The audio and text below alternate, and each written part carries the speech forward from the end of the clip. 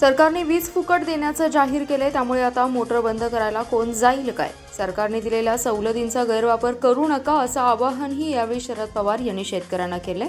कवठे एकंद येथील एका संस्थेच्या कार्यक्रमाला त्यांनी हजेरी लावली। यावेळी पवारांनी शेतकऱ्यांना मार्गदर्शन केले।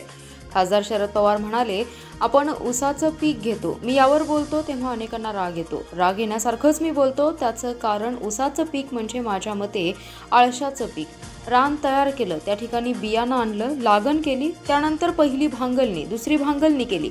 हे सगळं झालं की फक्त तोडणीची तारीख कधी येते एवढंच आपण बघतो। एकदा ऊसाची लागवड केली की नंतर थेट ऊस कारखान्याला घालवायचा असं सांगत खासदार शरद पवार यांनी ऊस उत्पादक शेतकऱ्यांचे कान टोचलेत। ऊस शेती करून आम्ही जगाच्या आणि गावच्या राजकारणाची चर्चा करत बसतो।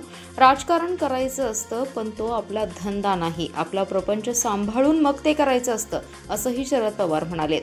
क्षारपड जमिनीसाठी राज्य सरकारने एक योजना आणली आहे, ते खर्चिक आहे, त्या खर्चाची जबाबदारी सरकार 80% घेतं। अतिरिक्त पाणी हे बाहेर काढलंच पाहिजे, पाण्याची गरज आहे, पण अतिरिक्त होता कामा नये। आपल्याकडे नदीकाठ हा काळ्या मातीचा असतो। आपल्याकडे काही लोकांना सवय आहे की एकदा मोटर चालू केली की परत 4 दिवस तिकडे बघतच नाहीत।